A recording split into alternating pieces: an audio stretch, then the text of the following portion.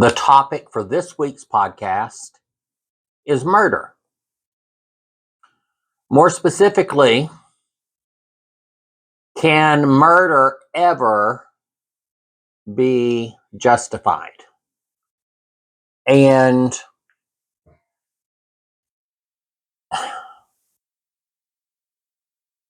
that's kind of a difficult concept.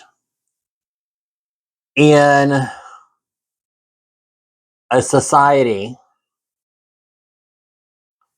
that believes in war, has a history of war, even a Bible that tells stories of war, and even gives justification for murder in these stories, while at the same time having a 10 commandments that includes thou shalt not murder. And I always have a problem when we have rules or beliefs and then create loopholes or find loopholes to do that very thing that we know we're not supposed to do. I know there are bad people. I know there are people that we want to say deserve what they get.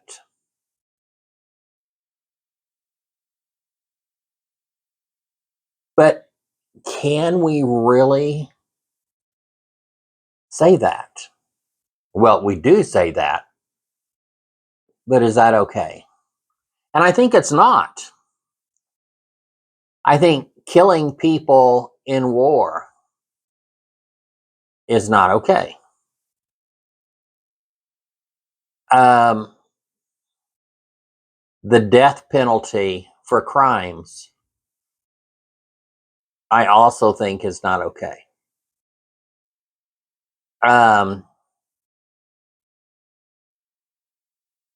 Shooting someone in self-defense, I guess there are cases where the murder is not justified, but it's excusable and understood.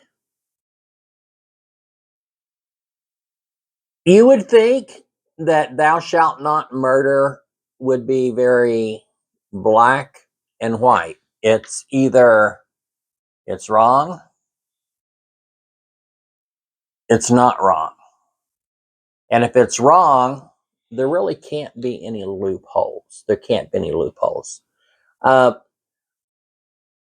I've had significant difficulty in probably the last 9 years with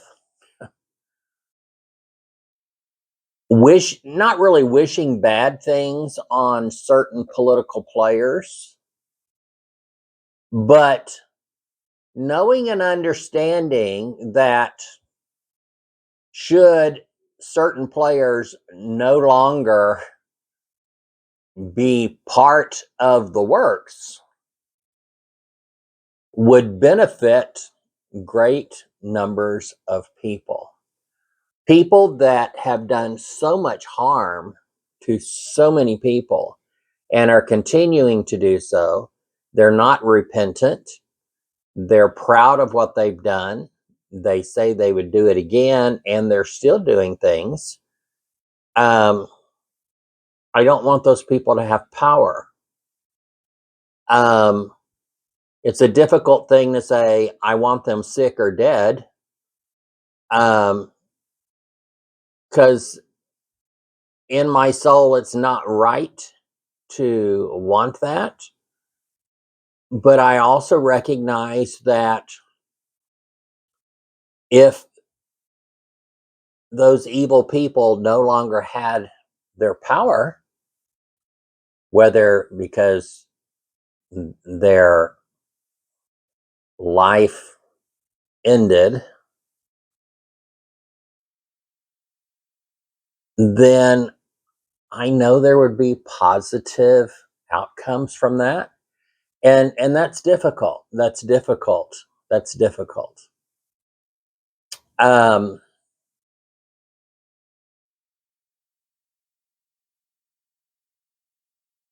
Someone who has spent the bulk of their political influence to create problems, to foster violence, to call for violence, to call for the death of certain groups of people.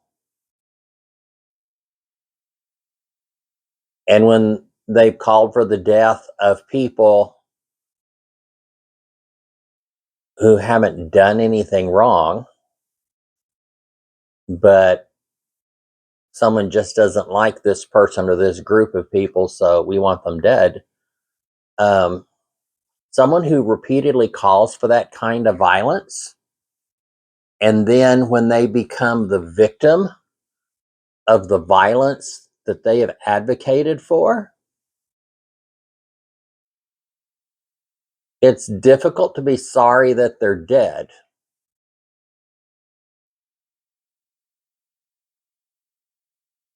While at the same time knowing and understanding that one person murdering another person, even if they're a bad person, even if the whole world is better because they're gone,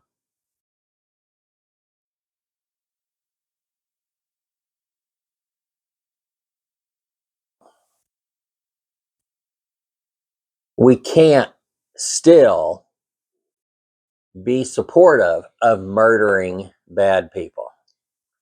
And while we can recognize that now that they have died, the harm that they have been doing is now over, it becomes very problematic. And while we don't want to celebrate someone's death, I think we do have to recognize that their bad influence no longer being at work in the world, while that can be a good thing for our world, we have to be careful that we're not celebrating their death, but it is okay to celebrate that some of the bad influences at work in the world are no longer there. And I know that's splitting hairs, but that's where we find ourselves.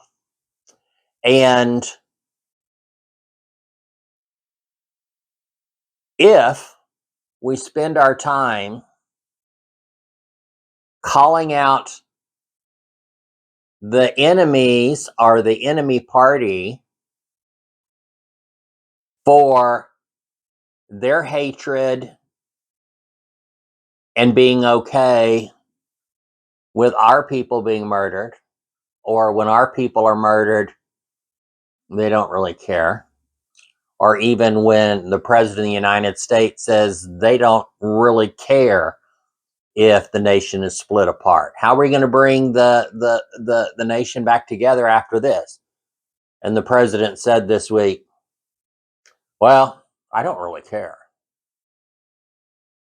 So when we have our political leaders that don't care that we're at war with each other, I don't know where the solution's going to come from. But the solution cannot come from uh, one group being okay with the other group being murdered but we're not okay if our group is murdered. It should be understood and accepted by everyone that thou shalt not murder, especially from the group of people that want to force all schools to have the 10 Commandments posted in their classrooms. But yet they look at the command not to murder. Thou shalt not murder. They read that as, thou shalt not murder my supporters. They claim a loophole that it's okay if the enemy is murdered because they're the enemy. And that's not okay. So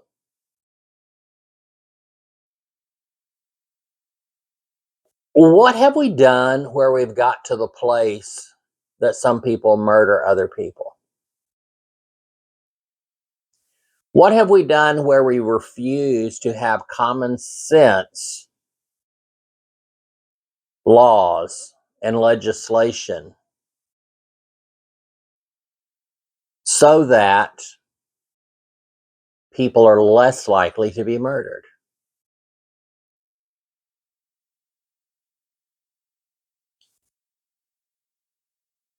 If you have no care and concern for human life,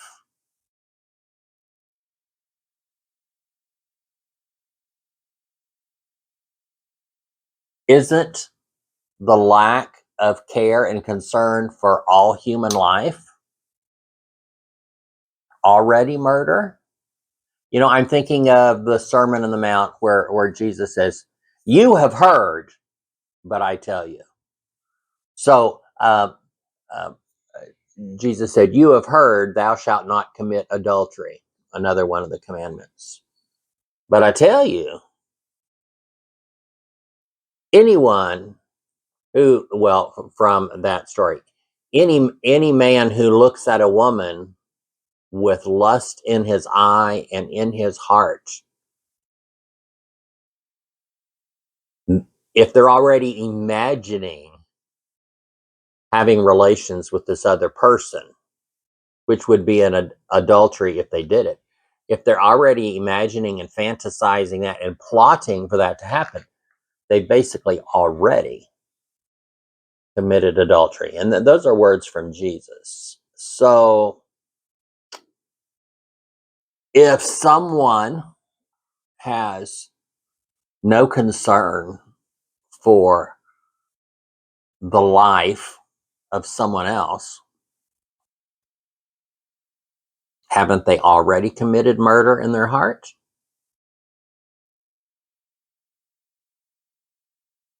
A few weeks ago, maybe even a month ago or so, we saw people on TV laughing and joking about a detention camp where they were gathering up perceived immigrants that were here illegally. Notice I said perceived because they didn't actually take the time to verify that that was actually true and correct. But they gathered up some perceived immigrants and put them in a concentration camp in Florida that was surrounded by swampland with alligators. And there were politicians laughing about, well, if they escape, they'll get eaten by alligators. And they thought that was funny.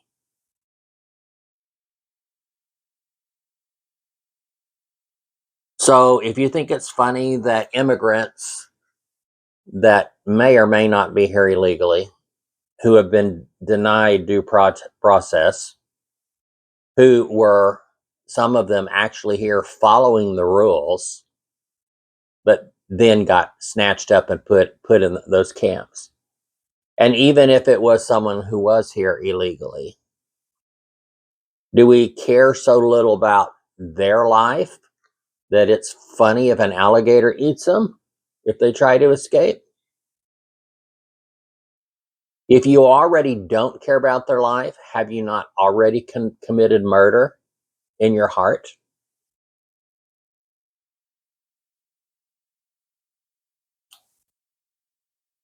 If you call for the murder of someone and you're a person in power and those people actually carry out the words that you've used, even if you're not the person who committed the actual murder, are you not also guilty of murder because you called for those people to be murdered and then someone did it?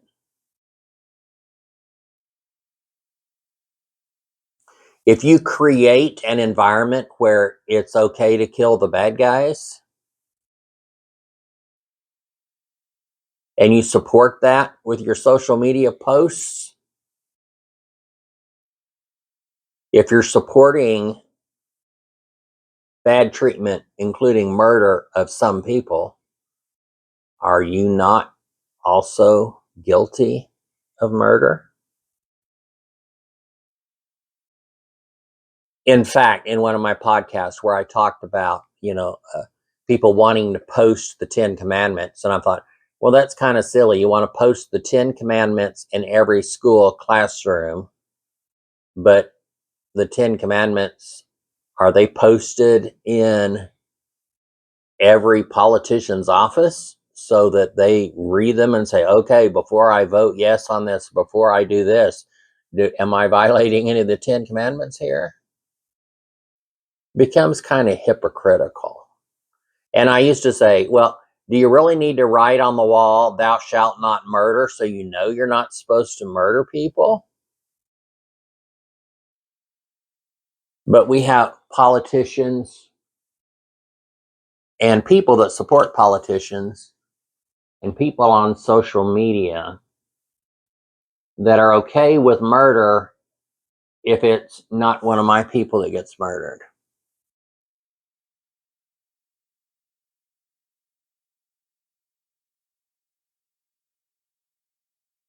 We even saw this week where a state official was very sad and was choked up and even in tears.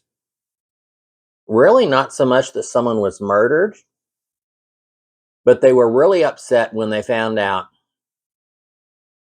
well, this person got murdered. If a trans person or an immigrant or a Democrat murdered them, and if they came in from another state, well, that's what we expect. But then it said, oh my goodness,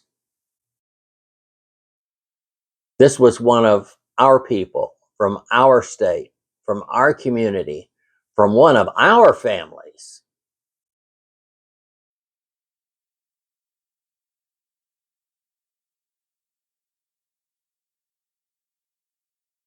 They kind of wanted it to be the enemy that murdered because then they could retaliate. So now they have to find another way to justify the retaliation.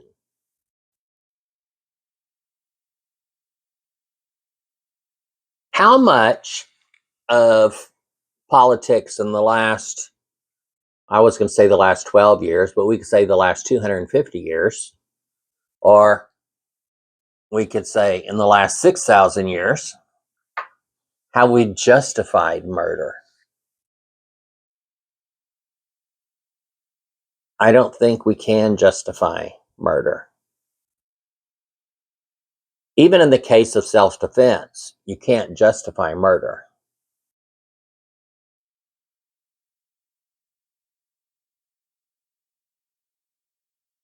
Murder can be understandable in cases of true self-defense or by accident.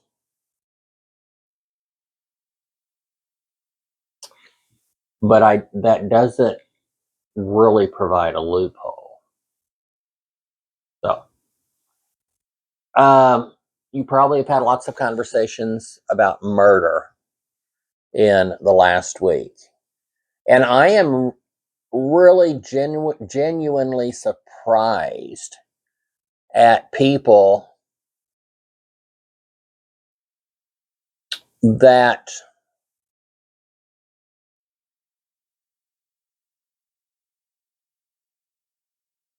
are okay with murder if it's the right people getting murdered. And I have to admit that I'm surprised at some of my own feelings when it comes to who I wish no longer had any power by any means necessary. Although I don't support murder, and I never will. I don't want anyone to be murdered. But I do remember one Sunday night I went to bed, and when I woke up, I found out that the Pope had died in his sleep. And my first thought was,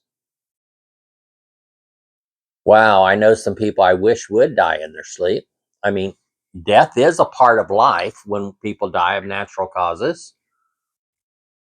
And the world would be a better place if some people were no longer around. But I don't want someone to take them out, because that's the wrong way for those things to happen. And I know that sounds problematic when I'm saying, yeah, there are some people I wish their time would be up.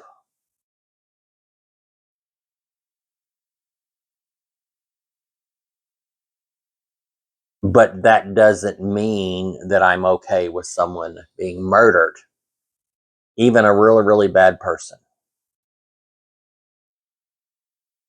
So I bet you have had some conversations about murder. And so my challenge for you is not to look at those people over there and says, you know, they're really bad. Or these people are celebrating that this person got murdered. That's not good. Or these people are now saying, we got to go kill some of them to take revenge, even though the murder came from inside the house. It was their people murdering their people. So my challenge to you is to deconstruct your own thinking on murder. And I can imagine most people would say, yeah, murder is wrong. We can't murder. But I challenge you to deconstruct your loopholes on murder. Is murder ever justifiable? Is murder ever justifiable? And while I want to say no, it never is, but then I think of self-defense. And does that make it justifiable, or does that make it understandable? And I kind of want to differentiate that. Okay. This has been an unusual podcast because it's more a conversation of me just sharing with you my thinking, my own deconstruction process, and my own wrestling with this topic myself, while I have wrestled with that which I have seen others express. Thank you for watching this podcast. If you engage with this type of conversation, be sure to like, share, and subscribe. See you on the next one.